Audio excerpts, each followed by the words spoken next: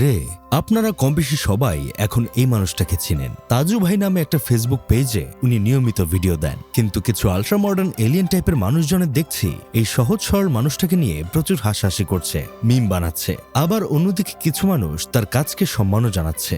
এখন আমার প্রশ্ন হইল, যে সকল আলট্রা মডার্ন এলিয়েনগুলো এই মানুষটাকে নিয়ে মজা নিচ্ছেন, আপনারা আপনাদের এলাকার জন্য কি চুলটা ছিঁড়েছেন? আমরা অনেকে আছি যারা জীবনে একটা চুল ছিঁড়তে না পারলেও ফেসবুকে সবাইকে সাবান বালদে ধুইতে পারি, কিন্তু বাস্তবে নিজের আশেপাশের সমস্যাগুলো নিয়ে কখনো মুখ ফুটে কিছু বলি না। এই লোকটা হয়তো সালমান মুক্তাদিরের মতো স্মার্ট না, তার কথাবার্তায় হয়তো রাফসান্দা ছোট ভাইয়ের মতো পরিশীলিত ভাব নেই, উচ্চারণও নিখুঁত হয় না। সে হয়তো সুটবুট পরে আয়মান সাদিকের মতো ক্যামেরার সামনে দাঁড়ায় না, তার ভিডিওর কোয়ালিটিও হয়তো সুনেরা তাসনিমের মতো ঝকঝকে না।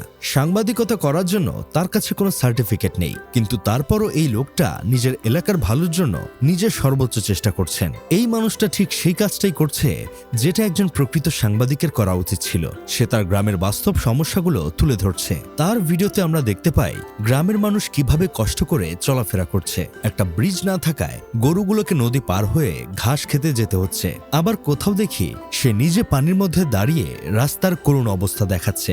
এই দৃশ্যগুলো কোনো স্ক্রিপ্টেড নাটক না, এগুলো বাস্তবতা যা আমরা অনেকেই ইচ্ছা করে চোখে এড়িয়ে যাই। সে হয়তো সুন্দরভাবে কথা বলতে পারে না, কিন্তু সে সত্য কথা বলছে। সে হয়তো চটকদার পোশাক পরে না, কিন্তু সে মানুষের কষ্টের কথা তুলে ধরছে। সে হয়তো সাংবাদিক না, কিন্তু সে সাংবাদিকতার দায়িত্বটাই পালন করছে। সমস্যা তুলে ধরা, মানুষের কণ্ঠস্বর হওয়া। অন্যদিকে এই দেশেই এমন অনেক তথাকথিত পেশাদার সাংবাদিক আছেন যারা ডিগ্রি নিয়ে স্মার্ট পোশাক পরে বড় বড় মিডিয়ায় কাজ করেও নিজেদের দায়িত্ব ঠিকভাবে পালন করেন না।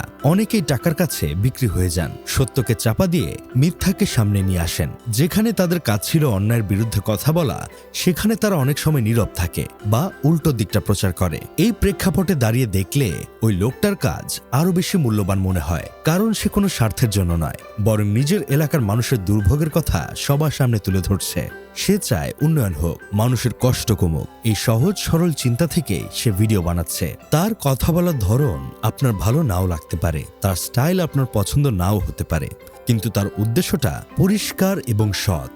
আর এই সততাটাই সবচেয়ে বড় জিনিস।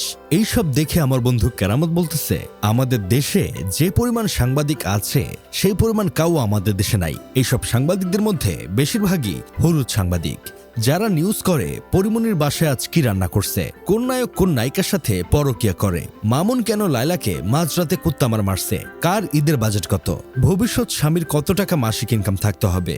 এইগুলো এদের থেকে এই সহজ সরল তাজু অনেক ভালো। যাই হোক, শেষমেশ আমি গোলাম হোসেন একটা কাজের কথা কই। আমার কাছে এই মানুষটা একজন সচেতন নাগরিক, একজন দায়িত্বশীল মানুষ। আমরা যদি তাকে নিয়ে হাসাহাসি না করে বরং তার কাছ থেকে অনুপ্রেরণা নেই, তাহলে হয়তো আমাদের নিজ নিজ এলাকার সমস্যাগুলো একদিন সবার নজরে আসবে।